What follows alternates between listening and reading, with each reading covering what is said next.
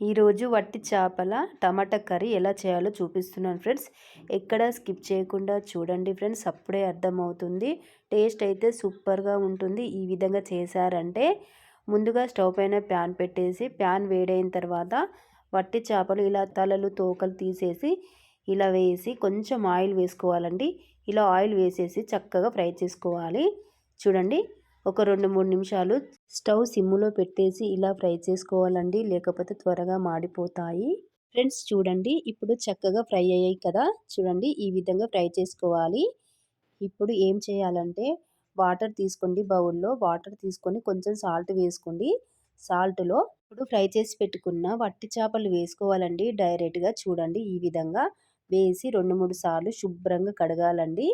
Friends ఖచ్చితంగా 2-3 సార్లు వాటర్లో ఇలా శుభ్రంగా కడగాలండి.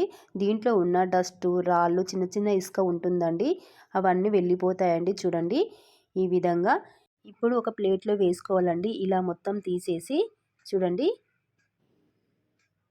చాలా ఈజీ కదండి చేయడానికి.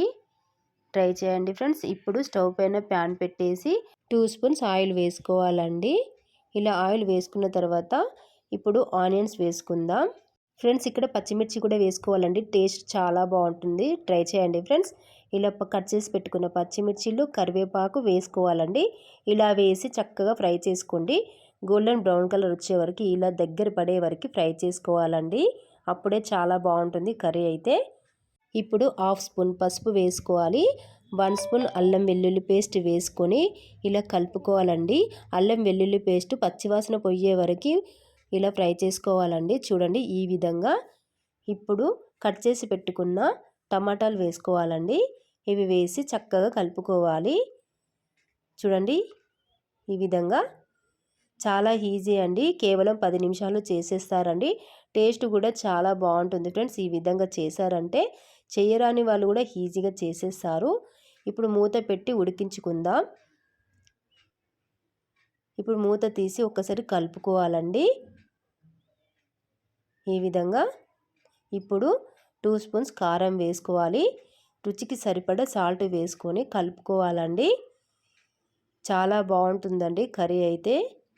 ట్రై చేయండి ఫ్రెండ్స్. చపాతీలోకి, రైస్లోకి సూపర్ అంటే సూపర్గా ఉంటుంది. ఇలా చక్కగా కలుపుకున్న తర్వాత ఇప్పుడు మనము వట్టి చేపలు వేసుకోవాలండి. ఇలా వేసుకొని కలుపుకోవాలండి మెల్లగా. చూడండి, ఈ విధంగా. చాలా ఈజీ కదండి, చూస్తుంటేనే తినాలనిపిస్తుంది కదా. టేస్ట్ కూడా చాలా బాగుంటుందండి. ట్రై చేయండి ఫ్రెండ్స్. ఇలా మొత్తం కలుపుకున్న తర్వాత మూత పెట్టి ఉడికించుకుందామండి 2 నిమిషాల పాటు. ఇప్పుడు మూత తీసి చూద్దాం. చూడండి ఫ్రెండ్స్, నేను ఒక్క చుక్క వాటర్ కూడా పోయలేదండి. మనం వేసుకున్న టమాటాలో ఉన్న వాటర్ మొత్తం పైకి వచ్చింది కదా అండి. ఇలా ఒక్కసారి కలుపుకోవాలండి. చూడండి, ఇప్పుడు గరం మసాలా పౌడర్ 1/2 స్పూన్ వేసుకోండి. 1/2 స్పూన్ ధనియాల పౌడర్ వేసుకొని కలుపుకుందాం. చాలా బాగుంటుంది ఫ్రెండ్స్ టేస్ట్ అయితే. చివరిగా కొత్తిమీర వేసుకొని కలుపుకోవాలండి. ఈ వీడియో చూస్తుంటే చేయరాని వాళ్ళు కూడా ఈజీగా చేసేస్తారంటే అంత ఈజీగా చెప్తున్నాను ఫ్రెండ్స్. మన ఛానల్లో మంచిగా ఈజీగా చేసుకునే రెసిపీస్ ఉన్నాయి చూడండి ఫ్రెండ్స్. కేవలం 10 నిమిషాలు చేసేస్తారండి, అంత ఈజీ ఫుల్ వీడియోస్ ఉన్నాయి చూడండి ఫ్రెండ్స్. వట్టి చేపల కర్రీ రెడీ అండి. ఫ్రెండ్స్, ఈ వీడియో మీకు నచ్చితే లైక్ చేయండి, షేర్ చేయండి, సబ్స్క్రైబ్ చేయండి ఫ్రెండ్స్.